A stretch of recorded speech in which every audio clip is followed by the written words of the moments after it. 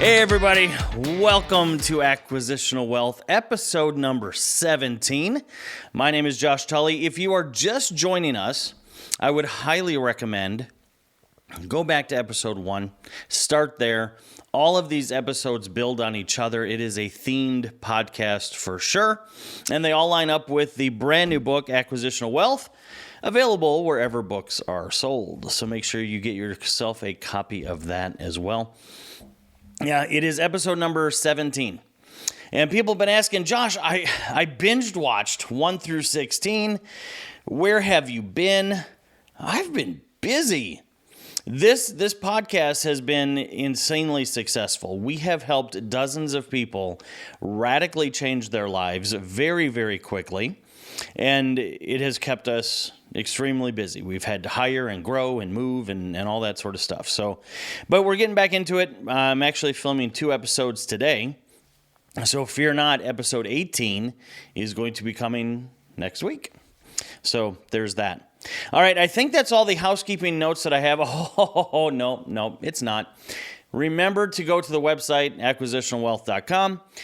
Join our free Facebook group. What do you think that's named? Just take a get. That's right, Acquisitional Wealth. Go over to Facebook, join that. Absolutely free. Unlike a lot of these internet douche knots that charge like $10,000 for their courses or some crap like that, we don't do that here. That's just stupidity on a stick.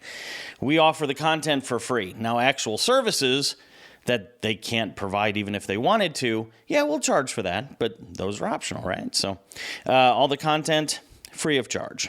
So let's get to it, shall we?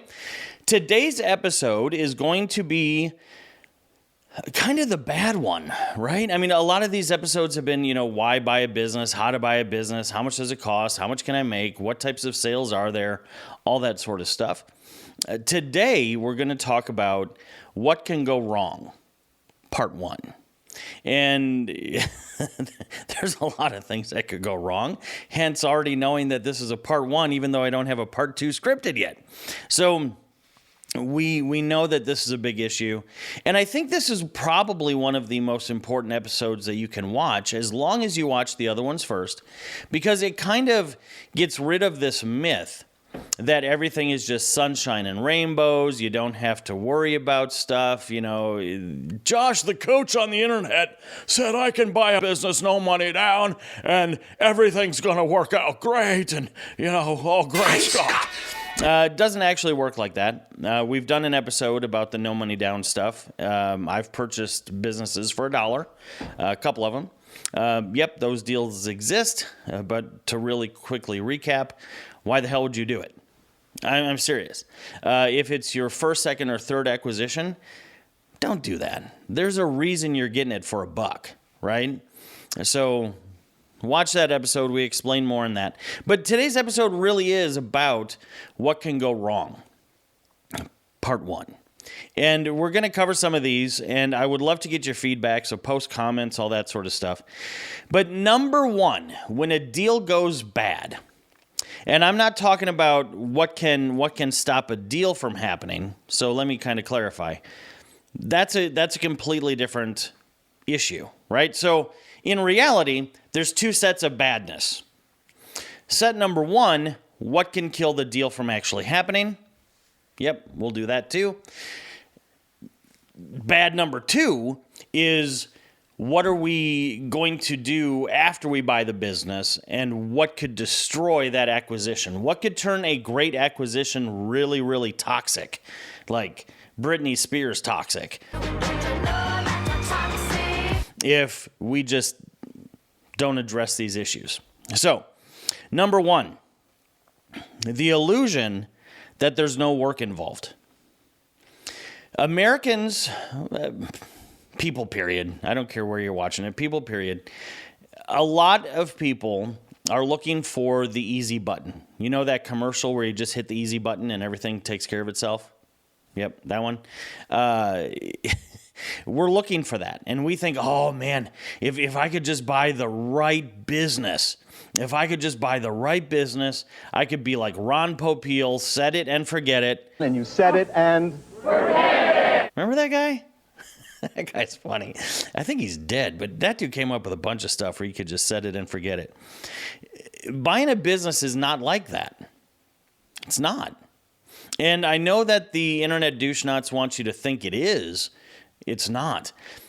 What we tell people is the larger the business you can afford, obviously the less you're going to have to do the day-to-day work of that business. Absolutely true. If you buy a $100,000 food truck business, guess what, Bubba? You're going to work on Monday. That's just the way that goes. However, if you buy a $50 million architecture firm, you might not have to go in but twice a year. Well, Josh, I mean, twice a year, that's kind of set it and forget it. That's no work involved, right? And this is where people make the mistake. I have owned businesses. Well, actually, I still do own a couple where once a year I might go in and say, hi, everybody, I own this thing. But that doesn't mean I don't have any responsibilities, duties, stresses that impact me when I'm not there. You have to be ready as a business owner to make decisions, to make cuts. Sometimes the cut is to you. I have had many times where, especially during the COVID era, I wouldn't get paid just so I could make sure I paid everybody else out of that business. Now, I might get paid from the other businesses, but you get the point. That's the benefit of owning multiple businesses. But you still have to make that call. And as the owner, you should be the point person for deal making. Deal making is one of the pillars on the table method that you should be addressing, right? DM&A. And that should definitely be on your plate. So don't go through this process and think, oh, well, once I buy a business, I'm never going to have to worry about it. Yeah, you are. But that's just life. It doesn't matter what you're in. There's nothing in life that you can just set it and forget it. Not a marriage, not raising kids, not, a softball team, not even a ham radio license. I mean, you got to renew that every 10 years. So nothing in life is just, oh, well, I'm just going to sit back and nothing ever. No, it doesn't work that way.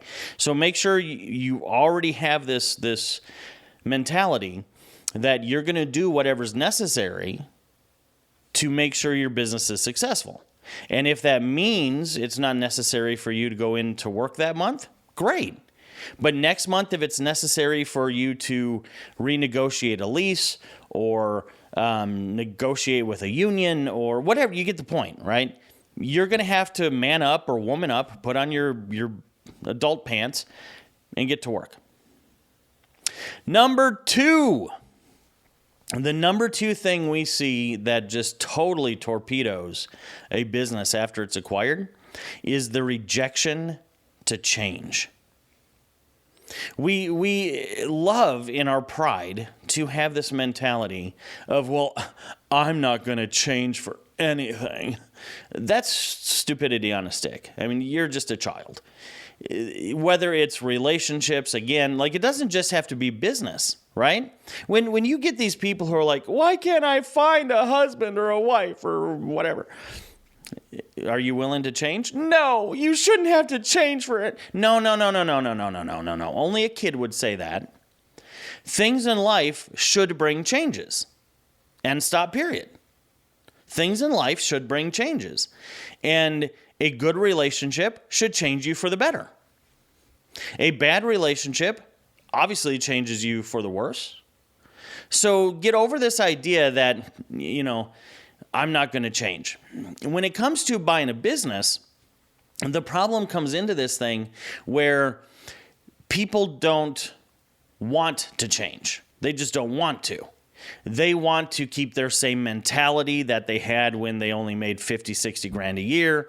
They want to keep the same, perspective when it comes to, pick an issue. You get the point.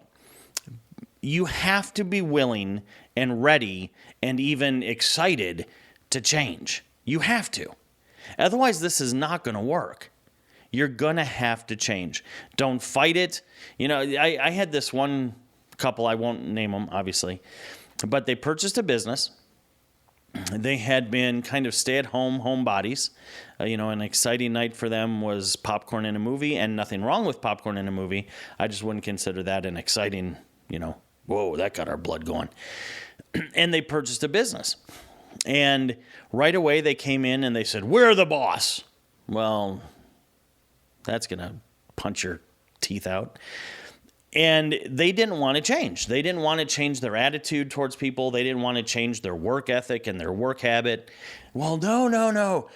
If the old owner only went in 2 days a week, that's all I'm going to go in. Well, then you're just stupid.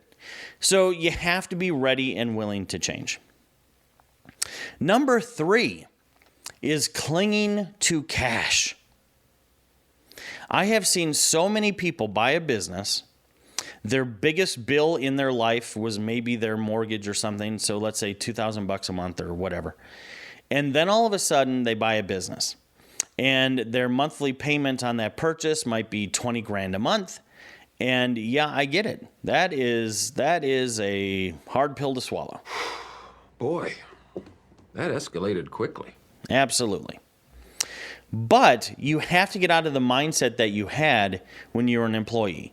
When you're an employee, the only budget you have to work with is what comes in via a paycheck, and then you have to make that paycheck work for the expenses. That's not true when you own a business. You have so many options when it comes to a business on how to get and manage capital. You can increase prices, you can decrease expenses, you can increase sales, you can increase service offerings, you can ask for an investor, you can do a capital call with your investor, you can do a line of credit, you get the point, right? You can negotiate a delay in payments, get on terms. There's so many things you can do when you're a business owner. But because most new business owners, and a new business owner to me is somebody who has purchased maybe 2-3 businesses or less, and just owning one business is not really an entrepreneur, it's just a small business person. So most of those people tend to cling to cash, right? It's like, my precious.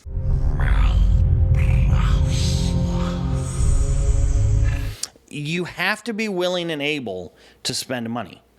And of course, I wrote a book right up there where I talk about, no, it does not take money to make money. But don't confuse that with you got money and you're not willing to spend it. That's not the same thing.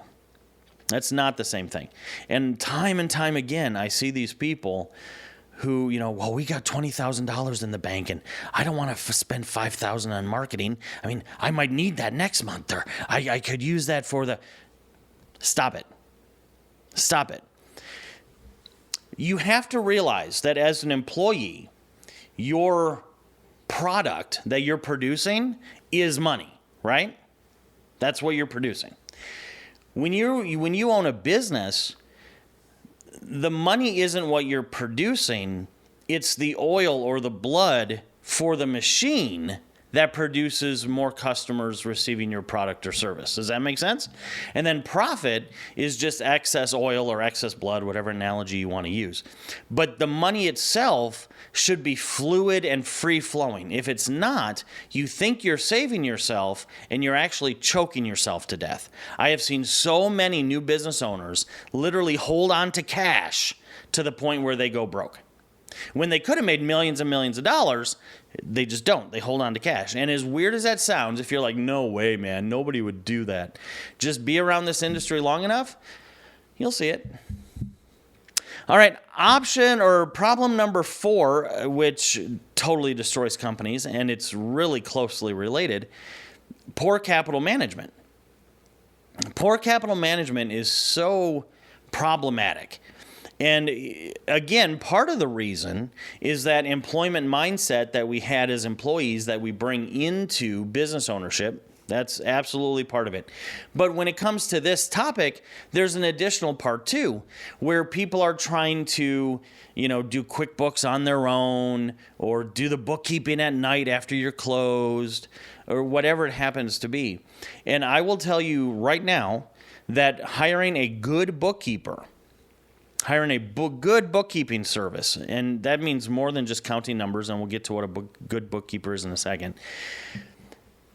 more than pays for themselves.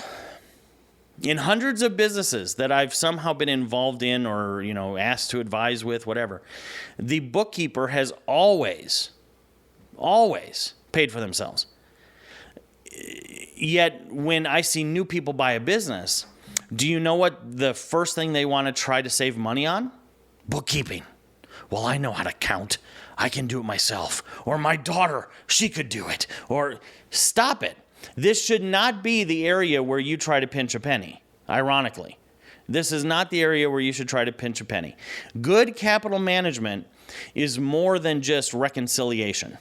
Good capital management is more than just, filing your taxes on time. Good capital management is, how are you leveraging insurance to make sure that there's always going to be future capital available? Are you using cattle and art to offset capital gains? Are you, preparing for your corporate meeting in such a way that's going to be advantageous to the capital spend and the tax bill at the end of the year? Are you getting budget reports? Do you even budget? Most businesses don't. They really don't. Do you have a budget? Do you have a debt payoff program? Are you getting profit and loss and balance sheet statements regularly? Are you having any, savings towards goal objectives? That sort of stuff. Most businesses don't have that at all. And even fairly large businesses don't have that. Definitely don't make the mistake and think this is where you're going to penny pinch. This is where you're going to want to say, hey, it is well worth the expense to get good capital management. So there you go. Now, as far as what constitutes and how do you find good capital management, that's the challenge. That's the challenge. I'm just being honest. We went through 7 CPA firms. All of them sucked. Absolutely terrible. CPA... There's a different acronym that you could use for CPA. Most CPAs are terrible. Most CPAs who think they have what it takes to be virtual or, contracted part-time CFOs, even worse. I don't think I've ever seen any of those services from a CPA perspective work. So you do have to be careful.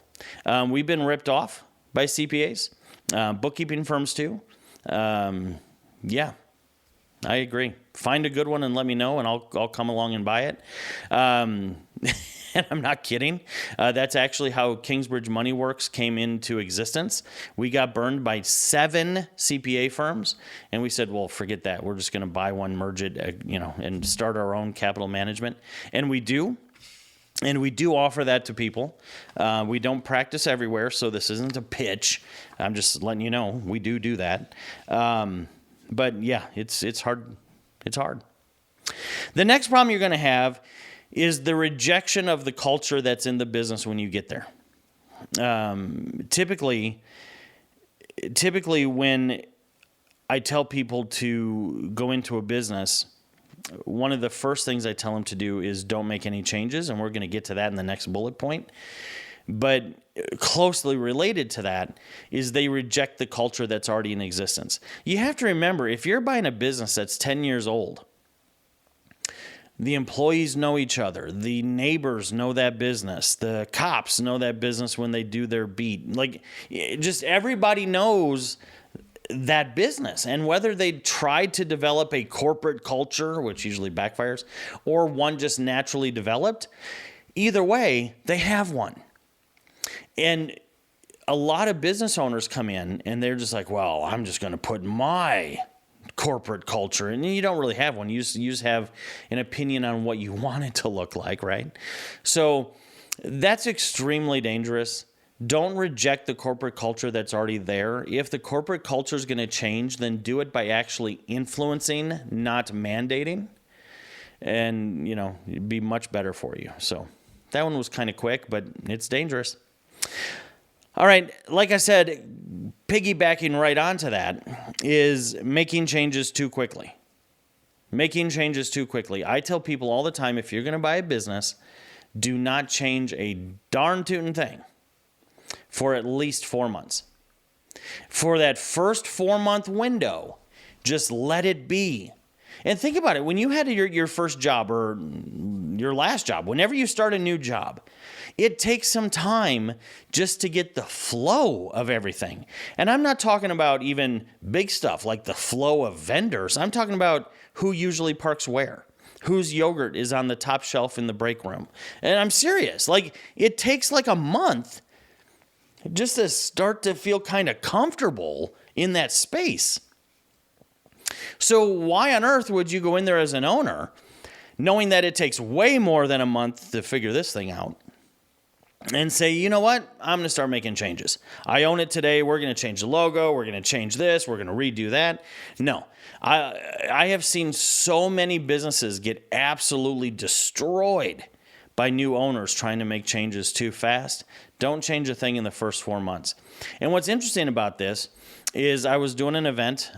We co-sponsored it with a bank, and the bank got to speak for a while. I got to speak for a while. And there was this guy there in private equity world, hundreds and hundreds and hundreds of millions of dollars every year in deals. And he thought he was going to get me, right?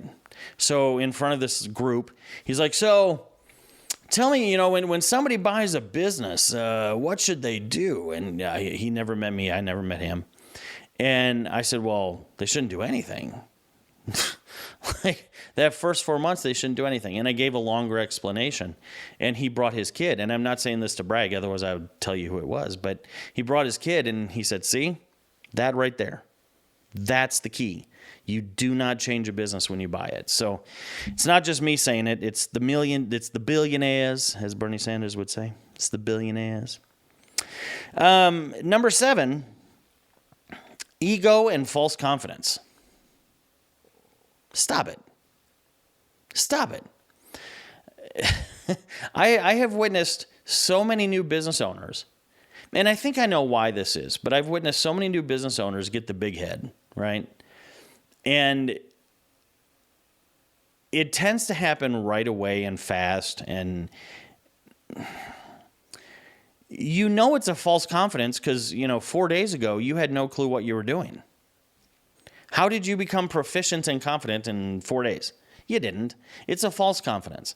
So there's two sides to this, right?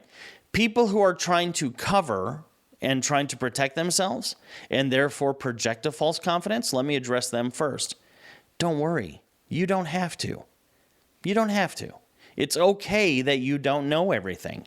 Nobody at that business is expecting you to come in and know everything. Are you sure, Josh? Because now I'm the boss. They know you weren't there yesterday. The employees there would be much more comfortable and much more willing to follow your lead if you actually came in and said, look, I don't know squat. Tell me, how does this business work? What do you do? How does this work? How does that work? That's going to give you much more credibility with those employees and vendors and lenders and suppliers than if you came in with this false confidence. Now, the other part of that is ego. And ego doesn't come from this desire to cover up for your weakness and protect yourself. The big head ego comes from the point where, yesterday you made $60,000 a year working at the gas station. Now you own a $4 million business and you think your crap doesn't stink because now you're a millionaire, right? Bubba, if I meet you, you're getting hit in the face with a Nerf bat. And I said Nerf, so calm down. Yes, you're now rich. Yes, you're now successful. But the problem with these people is the rate at which they got it hasn't provided time for them to realize, wow, it's not all, sunshine and unicorn farts up here. It's kind of dangerous and risky, and I could lose it, and I irritate people if I say the wrong thing, and people can quit, and they just have this ego about them. You're nothing. You're just lucky enough and blessed enough to have enough money for a down payment. That doesn't mean that over time you can't be proud of where you are.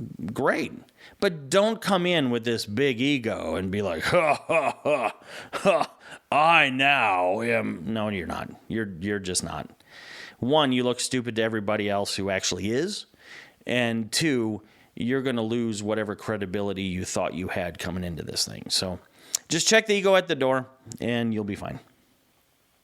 Number 8, Listening to terrible influences. Stop it. Stop it. I don't care if your friend owns a business. That's absolutely irrelevant. They're probably an idiot. I'm just saying. I mean, think. 9 out of 10 businesses fail. Out of the 1% that succeed, 90% of those are not financially rich. So why do you think your friend is a good person to listen to? And I don't know your friend, so don't take this personally. But that means there's a 99% chance that if they own a business, they're an idiot. I interrupt your regularly scheduled podcast to offer a point of clarification. When I say idiot, please understand, I'm not saying that somebody who has failed in business or somebody who owns a business is an idiot. Not at all. I think people who own businesses are heroes in this economy. And I think people who fail in business are also heroes because everybody fails. Business success is built on your failures. I have failed in the past. I'm sure I'm going to fail on some business ventures in the future too. So when I say an idiot, what I'm trying to get across is anybody who's trying to offer you advice on your acquisition who has only owned 1 or 2 businesses or who has only owned a business and they're not engaged in M&A regularly, yet they still think that they should be offering you advice, that is an idiot. Now, back to the regularly scheduled podcast. And you're thinking, well, they own a business, I better listen to them. No. No. Do they own your business? Are they in your industry? Are they going to gain or lose if you gain or lose? It's amazing how people who have no skin in the game will quarterback somebody else. This is why I hate online mentorship programs. The people you should listen to are the people who lose when you lose and gain when you gain. Because they're actually in the trench with you. Anybody else is just a Monday morning quarterback. And even if they have great intentions, even if it's your, it's your favorite uncle or something, you have to take what they say with a grain of salt.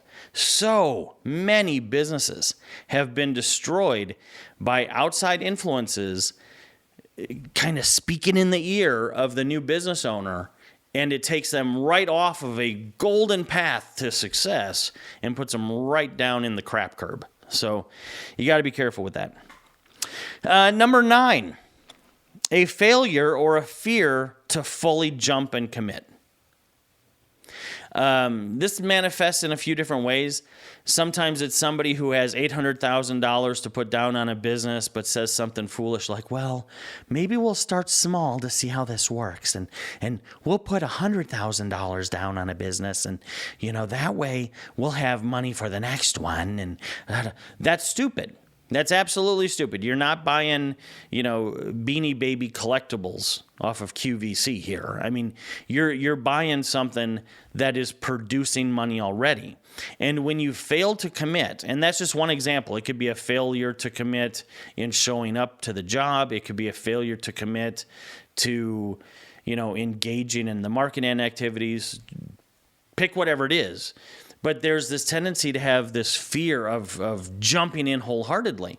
And it takes me back to these kids at the lake or the river. You ever see these kids? They grab a rope, they swing out, they let go of the rope, splash, yay, everybody's having fun. Who are the only kids who actually get hurt? The ones that don't let go. Think about that. Ironically, the kids who are afraid to get hurt are the only ones who actually get hurt because they're afraid to take the leap. Don't be that kid. Number 10, listen to a coach, mentor, guru, or I took a class.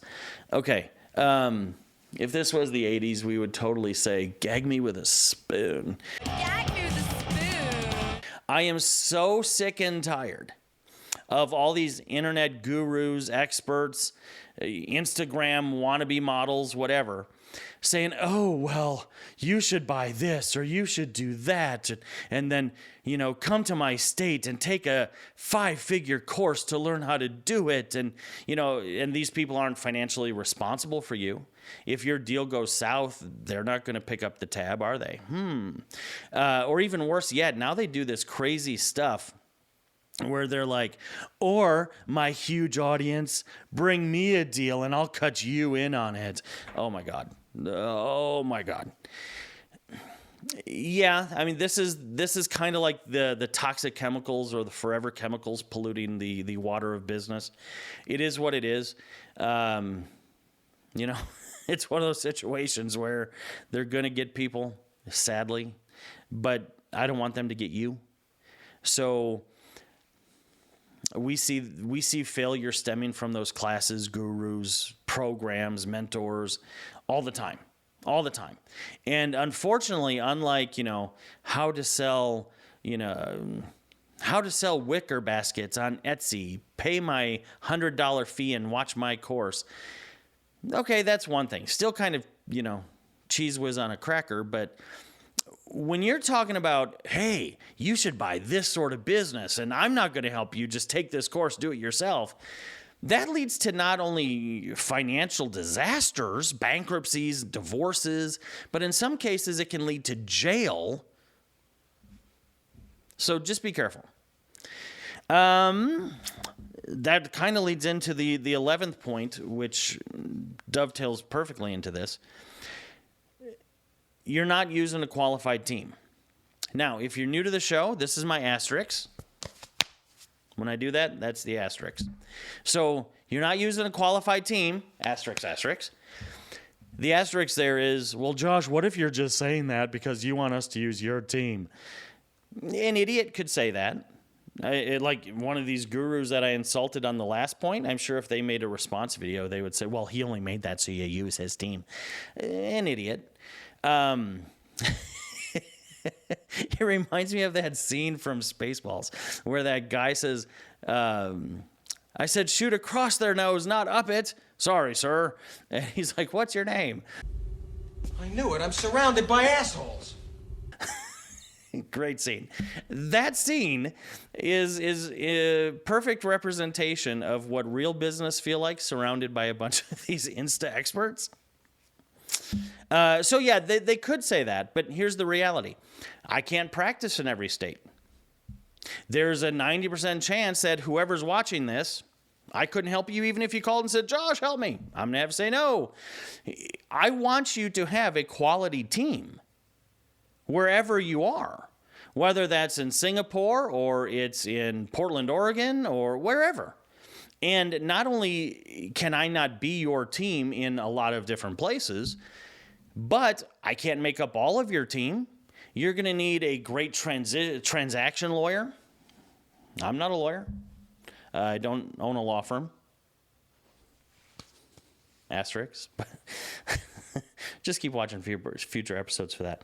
But you get the point. I'm not saying just use a quality team because I want you to use mine. If you live in a state where we can practice, of course I would love to talk to you. But that's not the point. I want you to use a quality team because I've seen so many what could have been great acquisitions turn into just flaming bags of poop on the porch. Oh, you kids!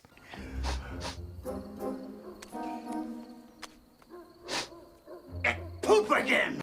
That it's sad, and it doesn't have to be that way. But again, it's that idea of, well, I'm going to pinch a penny. I'm going to get the cheapest lawyer possible. I'm going to get the cheapest broker possible. You get what you pay for. And especially when it comes to money. Just saying. And then the 12th thing, people don't understand the table method.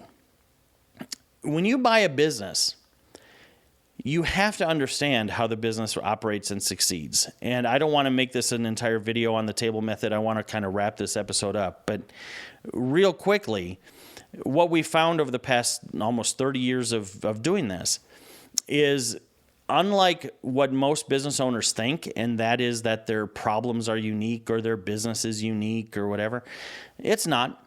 If your business does under $250 million a year, you're pretty much all the same. Doesn't matter if you're in pet food or architecture or birthing centers, doesn't matter. And if you were to take a traditional gas-powered vehicle, the only reason that car doesn't start is one of four things. It's either fuel, air, compression, or spark. That's it. It's one of those four things, 100% of the time. If you fix those four things, guess what's going to happen? It's going to start. So just like every car has that as a baseline to, if you fix it, it's successful, we've discovered that every business is like a table, and it has four legs. No table can hold up anything on one leg. And typically what happens is most people will start a business or buy a business, and they'll have one leg, and that leg will be what we call operations. So the product or service you bring to market. And it might be the best product since the Model T, right? But can a one-legged table hold up anything? Nope. Can a two-legged table? Nope. Maybe a three-legged table. But it's really a four-legged table that allows you to have a strong table. And even then, that tabletop represents the full potential that your business is capable of providing. For you, for the community, for taxes, for generations to come, whatever. The strength of that table is only as strong as the weakest leg. So there are four legs in what we call the tabletop method. Your first leg is what we call BAMPs. And again, this isn't an episode on this, so just follow along and dig deeper later. The first leg is BAMPs. The second leg is capital management, as referenced earlier. The third leg is DM&A. That's your deals, marketing, and acquisitions. And then the fourth, and oddly least important leg, is actually the product or the service that you bring to the world. But if you fix those four things and have those four legs running well, you will have a successful business 100% of the time. All right, so there you go. Episode number 17 in the can. Make sure you like, share, subscribe, share. Did I mention share? Share with everybody. Go back and listen to all the episodes again. Get a copy of Acquisitional Wealth. Attend one of our totally free events. Follow us on Facebook at Acquisitional Wealth Facebook page or group or whatever it's called. And I'll see you in episode 18.